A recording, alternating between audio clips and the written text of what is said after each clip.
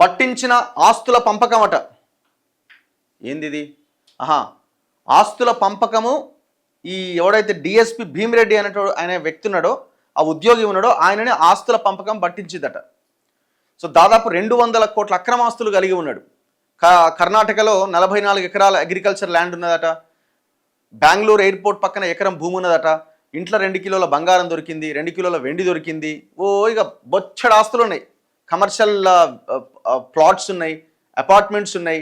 ఇప్పుడు ఆయన ఉంటున్న ఇల్లే దాదాపు 8 కోట్ల విలువ చేసే విల్లాలో ఉంటున్నాడు. మరి కానిస్టేబుల్ నుంచి డిఎస్పీ స్థాయికి వచ్చిన ఈ ఉద్యోగి అన్ని 100 కోట్లు సంపాదించడం సాధ్యమా? లంచాలు వచ్చేటువంటి అంత పెద్ద పోస్ట్ కూడా కాదు. ఏ ఇరిగేషనో, ఏ రెవెన్యూనో, ఇంకోటో అయితే పర్మిషన్లు ఇచ్చే దాంట్లో ఉండొచ్చు. పోలీస్ ఆఫీసర్ ఇన్ని 100 కోట్లు ఎట్లా సంపాదిస్తాడు? అయితే ఈయన వెనకాల ఎవరో ఒక బినామీ ఉన్నాడు అంటే ఎవరికో ఈయనే బినామీ అన్నది పెద్ద చర్చ. ఇప్పుడు దాని విషయంలో ఇన్వెస్టిగేషన్ జరగాలి. అయితే విషయం ఏంటంటే ఇంకా అరెస్ట్ చేయలే. షాకింగ్ ఇది అసలు. ఏసీబీ చరిత్రలోనే షాకింగ్. రకరకాల పోస్టింగ్లు పెడుతున్నారు. ఆయనకు దగ్గర భీమిరెడ్డి అంటే ఎవరికో ముఖ్యమంత్రికి సంబంధించిన వాళ్ళకి దగ్గర, ఎవరికో ఫ్యామిలీకి దగ్గర, ఇట్లా రకరకాలుగా సోషల్ మీడియాలో ప్రచారం జరుగుతున్నది. ఎందుకు అరెస్ట్ చేయలే? తీవ్ర అస్వస్థతకు గురైండని అని మాట్లాడారు. మరి తీవ్ర అస్వస్థతకు గురైన హాస్పిటల్ ఉండాలి కదా, ఇంటికి పోతాడు ఇమీడియట్గా?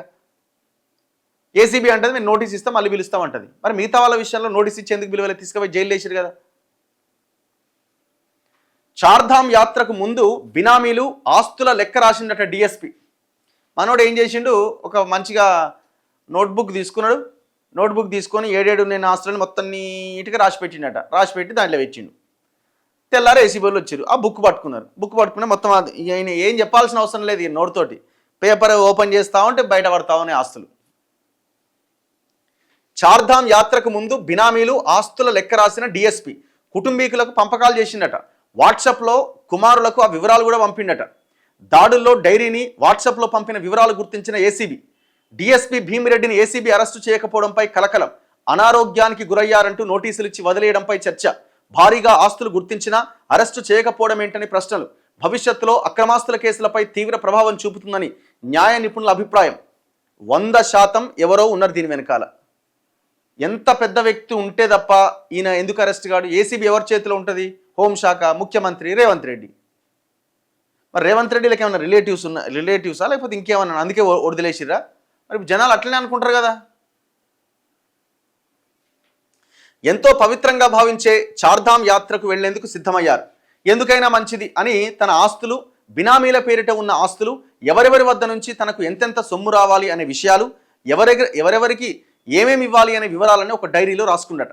అంతేకాదు తనకేదైనా అయితే ఆ ఆస్తులు ఎవరెవరికి ఎంతెంత చెందాలో కూడా రాసిండట. ఆ వివరాలను ఫోటో తీసి వాట్సాప్లో తన 2 కుమారులకు పంపించిరట.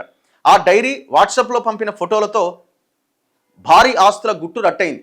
2 రోజుల క్రితం ఏసీబీకి పట్టుబడ్డ police computer services DSP Sankireddy Bhimireddy వ్యవహారంలో ఆసక్తికర అంశం ఇది. మే నెల 2వ వారంలో తన భార్యతో కలిసి చార్ధామ్ యాత్రకు వెళ్లిన భీమిరెడ్డి అంతకు ముందే తన ఆస్తులు, పంపకాల వివరాలన్నీ రాసుకున్నాడు. అయితే తన 2 కొడుకులు, భార్యతో పాటు 2 బయటి వ్యక్తులకు కూడా ఆస్తులు పంచాలని ఆయన రాసిండట. వీరిలో గతంలో భీమిరెడ్డి వద్ద పనిచేసిన కానిస్టేబుల్ పురంధర్ రెడ్డి, ఒక రాజకీయ నేత ఉన్నట్టు సమాచారం. ఈ ఇద్దరికి గణనీయంగానే ఆస్తులు అప్పగించాలని అందులో రాసిండట. మరి వాళ్ళకి సంబంధం? బయటి వ్యక్తులకు ఎందుకు ఆస్తి రాసేయాలనుకున్నాడు? అయితే ఏసీబీ దాడుల్లో ఆస్తుల పత్రాలతో పాటు భీమిరెడ్డి రాసిన డైరీ, ఆయనతో పాటు కుటుంబ సభ్యుల నుంచి స్వాధీనం చేసుకున్న ఫోన్లలో డైరీలో రాసిపెట్టిన అంశాల ఫోటోలు గుర్తించిరట. ఆ వివరాల ఆధారంగా ఏసీబీ అధికారులు బినామీల నివాసాల్లో తనిఖీ చేసి సుమారు 100 కోట్ల విలువైన ఆస్తులు గుర్తించారు. ఏ ఆస్తులు ఎవరెవరికనే వివరాలు. ఏసీబీ వర్గాల సమాచారం ప్రకారం తన పేరిట, బినామీల పేరిట ఉన్న ఆస్తులను ఏమేం చేయాలనే వివరాలన్నీ భీమిరెడ్డి డైరీలో రాసిపెట్టారు. ఒక వాచ్మెన్ పేరిట ఉన్న తెల్లాపూర్లోని 2 ఫ్లాట్లను, మణికొండ ల్యాంకోహిల్స్ రోడ్లో ఉన్న 500 గజాల స్థలంలో నిర్మించిన 6 అంతస్తుల భవనంలో వాటాను కుటుంబ ఉమ్మడి ఆస్తిగా ఉంచాలి అని భీమిరెడ్డి పేర్కొన్నాడట. గచ్చిబౌలి టెలికాం నగర్లో ఉన్న G+2 భవనాన్ని ఒక సమీప బంధువు పేరిట తాత్కాలికంగా మార్చాలి అని అందులో రాసిండట. జహీరాబాద్లో, దాని సమీపంలో కర్ణాటకలో ఉన్న 45 ఎకరాలు, వికారాబాద్ జిల్లా మోమిన్పేటలో ఉన్న 2 ఎకరాలు, ముచ్చింతల్లో ఉన్న 4.5 ఎకరాల భూమిని ఒక మాజీ హోంగార్డు పేరిట కొనసాగించాలి అని పేర్కొన్నాడట. తనకు బయట నుంచి రావాల్సిన సొమ్ముల వివరాల్లో ఒక వ్యాపారంలో పెట్టుబడిగా పెట్టిన 2 కోట్లు, ఒక విల్లా కొనుగోలు కోసం ముందస్తుగా ఇచ్చిన 60 లక్షల వివరాలు కూడా అందులో రాసిండట. బినామీలు, ఆస్తుల వివరాలే కాకుండా ఆ ఆస్తుల కొనుగోళ్లలో మధ్యవర్తులుగా వ్యవహరించిన వారి పేర్లు కూడా భీమిరెడ్డి రాసిపెట్టిండట. అవసరమైతే వాళ్ళని సంప్రదించాలని కుటుంబ సభ్యులకు చెప్పిండట. ఈ నేపథ్యంలో ఆ మధ్యవర్తులను కూడా విచారించేందుకు ఏసీబీ అధికారులు సిద్ధమయ్యారట. అయితే ఇవి అంత బాగానే ఉంది, అంత బాగానే బయటికి తీసి బాగానే ఉంది, కానీ ఎందుకు అరెస్ట్ చేయలే? అరెస్ట్ ఎందుకు ఆగిందన్నది పెద్ద క్వశ్చన్ మార్క్. అసలు ఏ కేసులో కూడా ఇంతవరకు ఇంత పెద్ద కేసుల్లో అరెస్ట్ కాని కేసు లేదు. డిఎస్పీ భీమిరెడ్డి అక్రమాస్తుల కేసు దర్యాప్తు కోణంలోనే కాకుండా న్యాయపరమైన చర్చకు కూడా తెరలేపింది. అక్రమార్జన, ట్రాప్ కేసుల్లో ఏసీబీ అధికారులు ముందస్తు సమాచారం సేకరించి ఉన్నతాధికారుల అనుమతితో ఎఫ్ఐఆర్ నమోదు చేస్తారు. తరువాత అనుమానితుల ఇళ్లలో సోదాలు చేస్తారు. దొరికిన ఆధారాలను, నిందితులను కోర్టు ముందుకు తీసుకెళ్తారు. ఏసీబీ సోదాల సమయంలో నిందితులు అనారోగ్యంతో ఉన్నా, అస్వస్థతకు గురైనా కోర్టు ముందు ప్రవేశపెట్టిన తర్వాత రిమాండ్ నిబంధనల ప్రకారం జైలు అధికారులు ఆసుపత్రికి తరలించాల్సి ఉంటుంది. కానీ భీమిరెడ్డిని ఏసీబీ అధికారులు అరెస్టు చేయలే. ఆయన తీవ్ర అనారోగ్యానికి గురయ్యారంటూ నోటీసులు ఇచ్చి వదిలేశారు. దీనిపైన పోలీసు న్యాయవాద వర్గాల్లో తీవ్ర చర్చ నడుస్తోంది. భీమిరెడ్డిని ఏ ఆసుపత్రికి తీసుకెళ్లారు? వైద్యులు ఏం చెప్పారు? ఇది మెజిస్ట్రేట్ అనుమతితో జరిగిందా?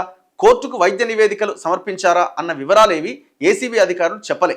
ఈ తీరు భవిష్యత్తులో ఏసీబీ కేసులపైన తీవ్ర ప్రభావం చూపే అవకాశం ఉందని న్యాయ నిపుణులు చెబుతున్నారు.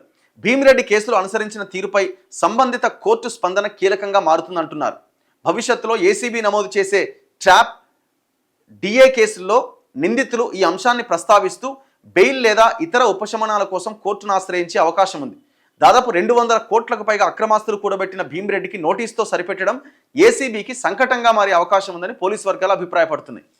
ఇదేదో ములాఖత్ లెక్క కనబడుతున్నది. కుమ్మక్కైర్రా లేదు, వీడి వెనకాల ఉన్న ఆ ఎవడైతే పెద్ద అంటే ఈయన ఎవరికైతే బినామీగా వ్యవహరిస్తున్నాడో ఆ వ్యక్తి ఏమైనా ఇన్ఫ్లుయెన్స్ చేస్తున్నాడా? అసలు ముఖ్యమంత్రి అవినీతినే సహించనంటున్న ముఖ్యమంత్రి మరి నీ నీ నీ నువ్వు బాస్గా ఉన్న ఏసీబీ ఎందుకు ఈ వ్యవహారం చేస్తున్నది? చాలా ప్రశ్నలకు ఆన్సర్ రావాలి.